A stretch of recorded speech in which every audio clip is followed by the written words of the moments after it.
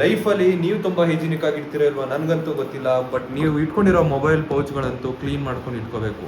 ಯಾಕಂದರೆ ನೀವು 1,20,000 ಕೊಟ್ಟು ತೊಗೊಂಡಿದ್ದೀರ ಅಂದಮೇಲೆ ನೀವು ಒಂದು ಕಿಡ್ನಿ ಸೇಲ್ ಮಾಡ್ದಂಗೆ ಲೆಕ್ಕ.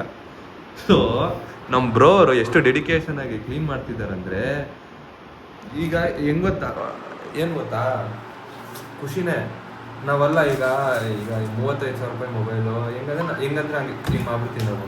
ಬಟ್ ಅವ್ರಿಗೆ ಸೆಂಟಿಮೆಂಟು, ಐಫೋನ್ ಅನ್ನೋದು ಒಂದು ಸೆಂಟಿಮೆಂಟು. ನನಗೂ ಈಗ ಎಕ್ಸ್ಪೀರಿಯೆನ್ಸ್ ಮಾಡಿದ್ದೀನಿ. ಬಟ್ ನಮ್ಮ ಬ್ರೋ ತೊಗೊಂಡ್ಮೇಲೆ ತುಂಬ ಇಮೋಷ್ನಲ್ ಆಗೋದೆ, ತುಂಬ ಎಕ್ಸ್ಪ್ಲೋರ್ ಮಾಡಿದೆ. ನಮ್ಮ ಬ್ರೋ ಅಂತೂ ಕೊಡ ನನ್ನ ಮೊಬೈಲು ಅಂತವ್ರೆ.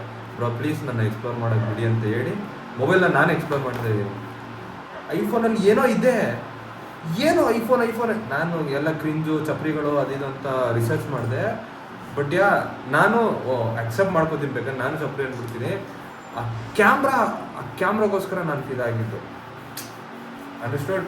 ಈಗ ಏನಾದರೂ ಒಂದು ನೋಡಿದ್ರೆ ಅದ್ರಲ್ಲಿ ಒಂದು ಇಷ್ಟ ಅಂತಾರಲ್ಲ, ಆ ಥರ ಐಫೋನಲ್ಲಿ ನನಗೆ ಆ ಲೋಗೋ ಗೀಗೋ ಏನು ಇಷ್ಟ ಆಗಿಲ್ಲ.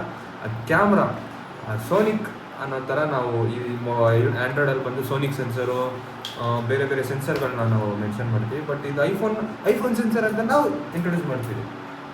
ಮನ್ಸು ಬಂದುಬಿಟ್ಟಿದೆ ಇವಾಗ ಐಫೋನ್ ತೊಗೋಬೇಕು ಅಂತ. ಬಟ್ ಸದ್ಯಕ್ಕೆ ಬೇಡ, ಬಟ್ ಸದ್ಯಕ್ಕೆ ಬೇಕು. ಬಟ್ ಸದ್ಯಕ್ಕೆ ನಮ್ಮ ಅಣ್ಣ ಬರ್ತಾನೆ ನೋಡಿ, ಎಷ್ಟು ಚೆನ್ನಾಗಿ ಕ್ಲೀನ್ ಮಾಡ್ತಾರೆ. ಕುಚ್ಚು ಕುಚ್ಚು ಕುಚ್ಚು ಕುಚ್ಚು ಏನು ಪುಟ ಪೌಚ್ ಚೆನ್ನಾಗಿಲ್ಲ ಅಂತ ಇಷ್ಟೊಂದು ಪೌಚ್ ಸರ್ಚ್ ಮಾಡಿದ್ರು ಅಮೆಝಾನಲ್ಲಿ. ಬಟ್ ಈಗ ಅಯ್ಯೋ ದುಡ್ಡಿಲ್ಲ ಅಂದ್ಬಿಟ್ಟು ಇರೋ ಪೌಚ್ನೇ ಕ್ಲೀನ್ ಮಾಡ್ತಾರೆ. ನೀವೇನಾದ್ರೂ ಐಫೋನ್ ತೊಗೊಂಡ್ರೆ ಮೊಬೈಲ ಚೆನ್ನಾಗಿ ನೋಡ್ಕೊಳ್ಳಿ. ನೀವು ಹೈಜಿನಿಕ್ ಇಲ್ಲ ಅಂದ್ರೆ ಮೊಬೈಲ್ ಪೌಚ್ನ ಹೈಜಿನಿಕ್ ಆಗಿ ಇಟ್ಕೊಳ್ಳಿ.